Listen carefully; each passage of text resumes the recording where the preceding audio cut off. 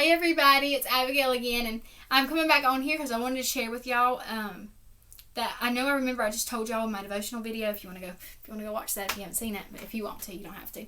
But I remember that I told y'all I would show you something I made for art class, and if I don't show you while it's on my brain, I will forget it and remember when I'm 50 years old, and then I don't think y'all will remember that. So I wanted to go ahead and show you while it's on my brain.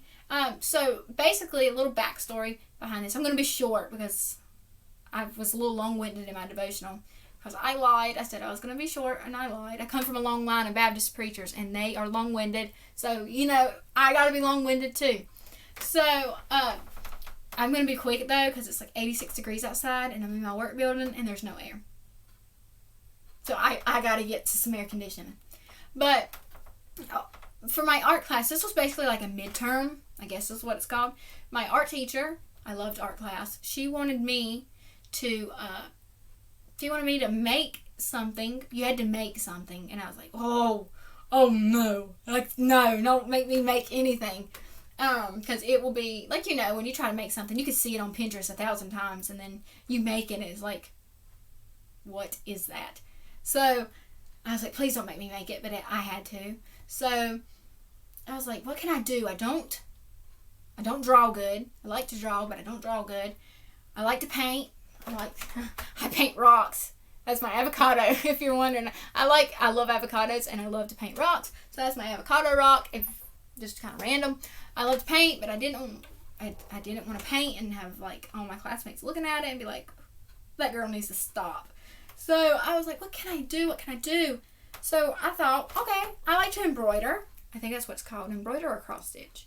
I can't remember. I call it embroider. But I like to embroider stuff. So I was like, man, okay, let's try this. And if you know me, if you don't know me, you'll know now. When I do things, I like meaning behind what I do. I like things to have a deeper meaning, like a spiritual meaning, I guess is what you could say. I like everything I do, even if it's like embroidering. I like it to point back to God in some way, shape, or form. So I like to have meaning. I think in art class that was called symbolism. It symbolizes something else, like a deeper meaning. So I wanted something that could point back to God, because in college, God isn't a very popular topic in college, and everything I do in college, I want people to know where I stand, where I am, So, because college, even history class, is nothing but atheism, and we come from monkeys, we were whatever they say we were, everything in my life I like to show that it's God. It's everything I am is God. So I wanted to point back to God in my thing, but never when I am talking to people or in like college, I never want to come off as Lucy Lou better than you. I never want to come off as nobody comes to God being forced, and nobody's going to come to God when you're rude about it. So I try to be kind about what I say to people, and so I showed them, I tried to show them through being kind that, hey, this quarantine and everything, God has a reason for this, and, we're going to be better because of it. And you would be surprised how many people agree with you. They just won't. They're just too scared to say it, because God is not very popular in college or in our world today with all that's going on, with all the mess that's going on. So I went with grow. And, you don't think you can grow a lot in quarantine, but I've grown a whole lot. I realized a lot of things that I had wrong. I need to work on patience. I have very short patience thing. I mean, things drive me crazy sometimes, and so God's been working on my patience. He's been working on just my attitude in general, how I want to be, how I want to come across to people. And so I wanted to show something that would symbolize growth. So I love plants. My dad makes fun of me because he's like, if you like plants so much, then you get out in the garden and help me. And I like plants. I like to see them. I have succulents in the window. If you could see them when we sing, I have succulents. I love taking care of that succulent. But I wanted something with plants because that symbolizes growth. And my theme kind of was we grow in our tragedies and we bloom in our triumphs. And so I made this, and you're gonna be like, what is that? So it's not professional, so don't make fun of me if it's bad, because it's probably bad. But I made this, and if y'all thinking if I drew that, I got the thing off Amazon, and I copied it like exactly what they told me to do. But basically, and it's like coming apart. That's so unprofessional. Oh, we'll just ignore that.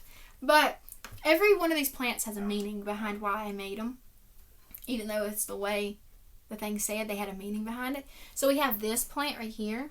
Ignore my nails, I'm hiding them. So we have this plant right here. This is a French knotted embroider. So basically the reason behind this was life sometimes feels like it's tied up in knots, like you know that like knot feeling in your stomach when things are going wrong. In life right now just feels like our life is tied up in a knot, like it's tangled. We don't know what to do. We can't really get out of it. It's kind of one of those knots, like when you tie your shoes and that knot is impossible to get out of it. That's what this basically symbolizes, because you ain't getting them knots out of that. They're tied so tight.